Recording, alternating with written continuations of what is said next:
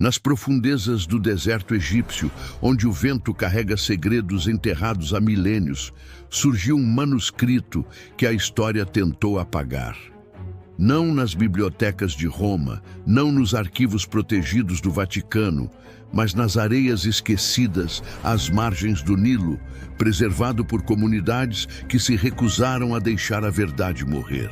Este é o relato do primeiro Apocalipse de Tiago, um evangelho proibido que traz a voz não de um discípulo qualquer, mas daquele que o próprio Jesus chamou de irmão. E a pergunta que atravessa os séculos como uma lâmina é esta: por que Roma precisou silenciar as palavras que o Cristo confiou ao seu próprio sangue? Em 1945, próximo à cidade de Nag Hammadi, agricultores egípcios que buscavam fertilizante desenterraram 13 códices de couro, manuscritos que haviam sido deliberadamente escondidos há mais de 1.600 anos. Entre esses textos proibidos, escritos em copta, estava o Apocalipse de Tiago, mas não terminava ali. Décadas depois, estudiosos descobririam algo extraordinário. Fragmentos em grego, a língua original do texto, preservados entre os papiros de Oxirrinco. E em 2017, quando os professores Jeffrey Smith e Brent Landau examinavam manuscritos antigos na Universidade de Oxford, encontraram o impossível. Diante de seus olhos estava uma cópia grega completa do V ou VI século, dividida em sílabas como ferramenta de ensino. Alguém, em algum momento da história, amou tanto este texto proibido que o usou para educar as próximas gerações, desafiando as ordens de Roma que determinavam sua destruição. O manuscrito preserva um diálogo entre Jesus e Tiago após a ressurreição, mas antes do martírio de Tiago. E já nas primeiras linhas, algo profundamente perturbador emerge. Jesus chama Tiago de seu irmão, mas imediatamente esclarece: você não é meu irmão materialmente. Esta distinção não é um detalhe menor. É uma declaração teológica radical que separa Tiago do parentesco comum e o eleva a uma irmandade espiritual superior. O texto revela que Tiago descende da mesma raça do pai, que ele é um filho da linhagem pré-existente, um estrangeiro neste mundo, assim como o próprio Cristo. Roma percebeu imediatamente o perigo desta revelação.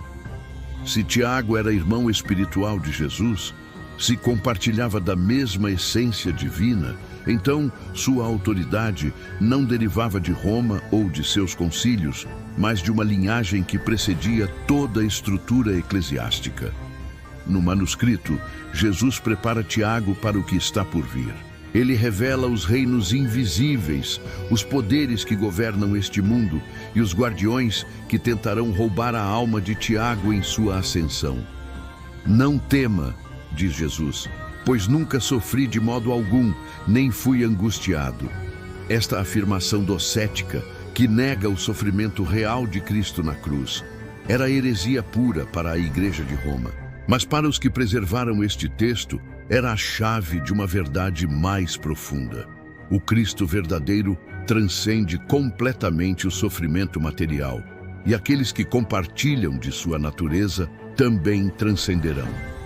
As palavras que Jesus confia a Tiago são senhas espirituais, fórmulas de poder que permitirão sua passagem pelos reinos hostis. Quando os coletores de impostos espirituais, os guardiões das fronteiras celestiais, tentarem barrar seu caminho, Tiago deve declarar: eu sou um estrangeiro, um filho da raça do Pai. Esta proclamação, que ecoa as tradições herméticas e gnósticas, confunde os poderes que governam este mundo e garante a libertação da alma. O Evangelho não oferece salvação através da submissão a uma autoridade externa, mas através do conhecimento da própria origem divina. Gnose, conhecimento interior, torna-se a chave da redenção. Jesus fala a Tiago sobre os espíritos do pensamento, do conselho, do conhecimento e do temor. Ele relata um confronto com o arconte Adonaios, revelando que os poderes deste mundo não estão armados contra Tiago especificamente, mas contra o próprio Jesus. Ele encoraja Tiago a lançar fora a amargura e a ilegalidade, a ter cuidado com aqueles que o invejarão. Então, numa passagem que desafia toda a estrutura patriarcal da igreja nascente, Jesus instrui Tiago a encorajar especificamente 4 mulheres: Salomé, Mariam, Marta e Arsinoe. Estas não são apenas seguidoras passivas, mas pilares da comunidade, discípulas dignas de receber ensinamentos e de transmiti-los adiante. O texto afirma explicitamente o valor das mulheres como portadoras da verdade, uma visão que seria sistematicamente apagada pela hierarquia romana. Mas o que mais perturbou a igreja institucional foi a revelação da sucessão espiritual. O manuscrito nomeia aqueles que transmitirão os ensinamentos secretos. Adai, irmão de Tiago, é especificamente mencionado, apontando para conexões com a Síria e formas semíticas do cristianismo que precederam a romanização da fé. Esta linha de transmissão secreta, de mestre a discípulo escolhido, ameaçava toda a estrutura de autoridade episcopal que Roma estava construindo.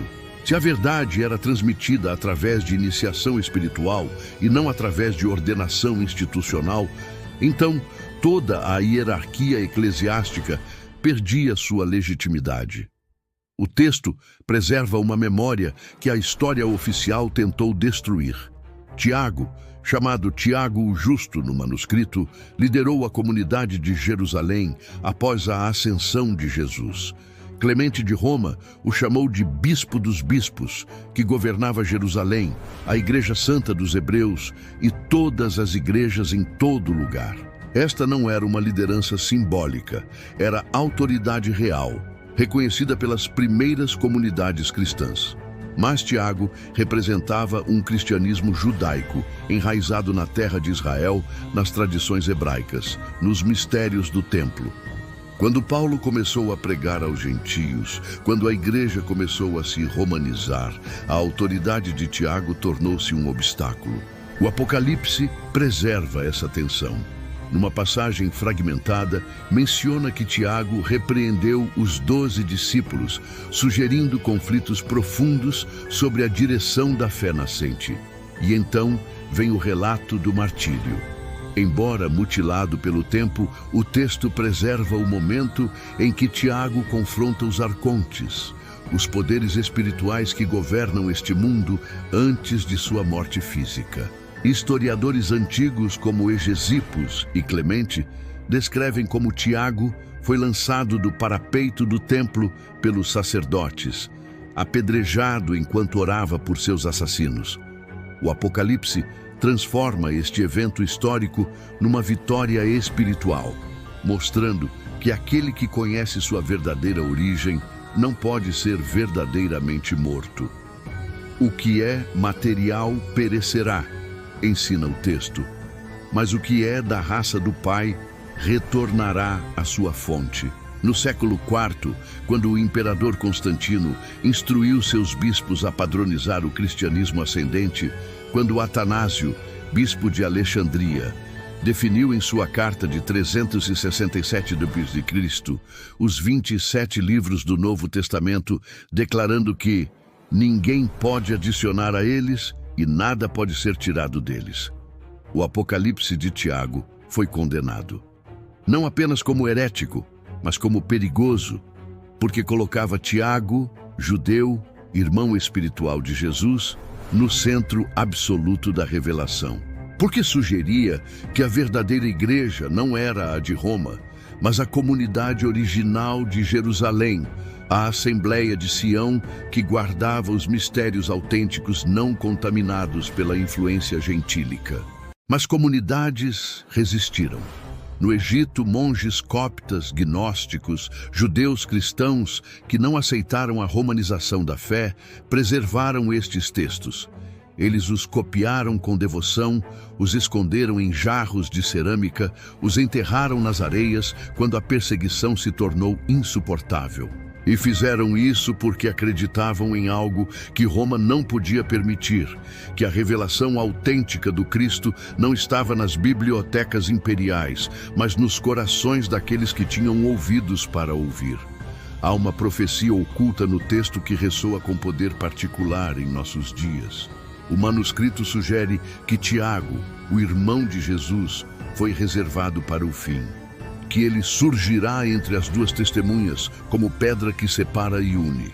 Esta linguagem apocalíptica conecta o evangelho perdido com as visões do livro do Apocalipse, sugerindo que a restauração final não virá através da força institucional, mas através da revelação da verdade que foi escondida. Quando a pedra for lançada fora, promete o texto, quando o túmulo do esquecimento for quebrado, os que guardam o selo do irmão verão a luz. Será coincidência que este evangelho esteja sendo redescoberto precisamente agora? Que após séculos de silêncio forçado, o mundo acadêmico esteja finalmente dando atenção às palavras que Jesus confiou a Tiago?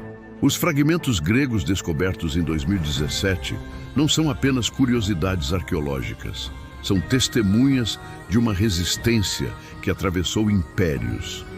Um professor desconhecido, há 1500 anos, amou tanto este texto proibido que o transformou em ferramenta de ensino, gravando suas sílabas com cuidado meticuloso, transmitindo a estudantes o que Roma havia condenado ao esquecimento.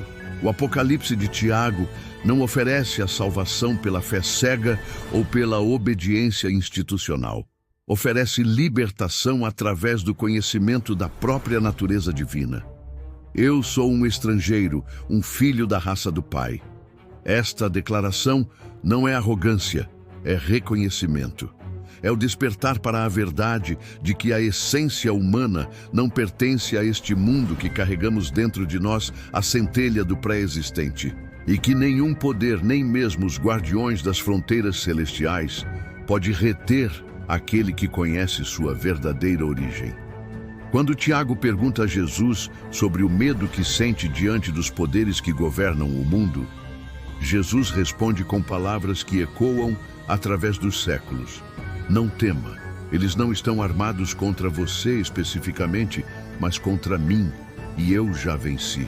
Esta não é a vitória da força militar ou do poder institucional. É a vitória do conhecimento sobre a ignorância, da luz sobre as trevas, da consciência desperta sobre o esquecimento. E aqui está o mistério mais profundo que o texto preserva. Jesus diz a Tiago que ele desceu à grande ignorância, mas não foi contaminado por ela. Esta afirmação sugere que a encarnação não é queda, mas missão. Que descer ao mundo material, vestir-se de carne, não é punição, mas escolha consciente daqueles que pertencem à raça do Pai. Eles vêm para despertar os que dormem, para lembrar aos esquecidos sua verdadeira natureza, para abrir os olhos dos cegos espirituais.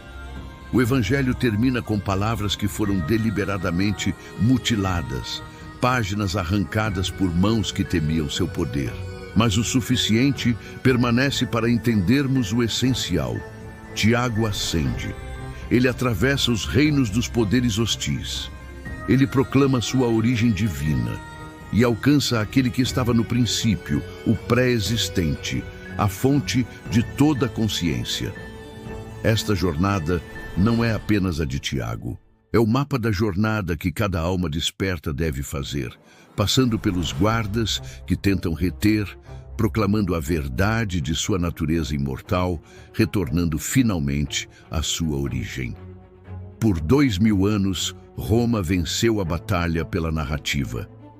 Os evangelhos canônicos foram estabelecidos, a autoridade episcopal foi consolidada e os textos que desafiavam esta ordem foram queimados, banidos, condenados como heresia. Mas a verdade tem uma propriedade curiosa.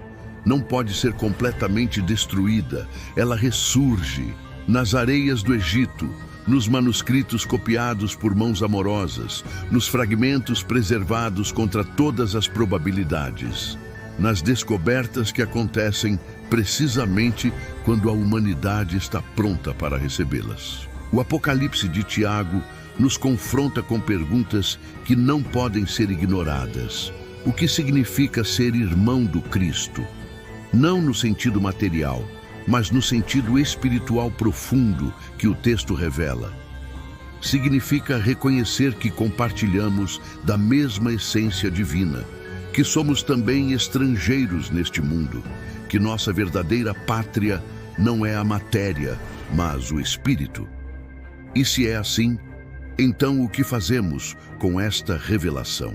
Continuamos submetidos a autoridades que se interpõem entre nós e o divino? Ou despertamos para a verdade que Jesus confiou a Tiago, que o reino não virá através de guerra ou trono, mas através da purificação interior, através do conhecimento de quem realmente somos? O irmão guardou a chave, proclama o texto, e entregará o livro quando o último selo for rompido.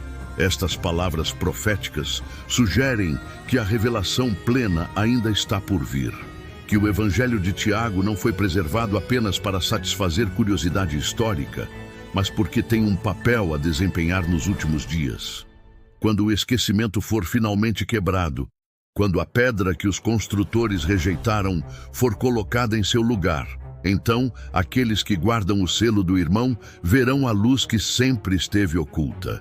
Talvez este evangelho proibido tenha sido escondido não do passado, mas para o futuro, para esta geração que está redescobrindo verdades antigas, que está questionando autoridades que se dizem absolutas, que está buscando uma espiritualidade não de submissão, mas de despertar. Para aqueles que têm ouvidos para ouvir a voz que Roma silenciou, mas não conseguiu matar.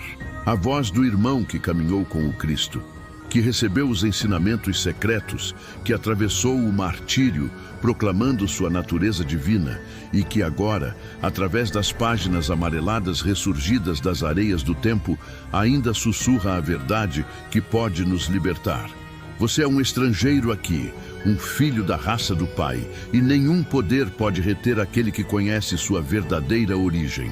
Você acabou de atravessar o portal das profecias, mas ainda há muitos segredos a serem revelados. Inscreva-se, ative o sininho e prepare-se, porque o fim pode estar mais próximo do que imaginamos.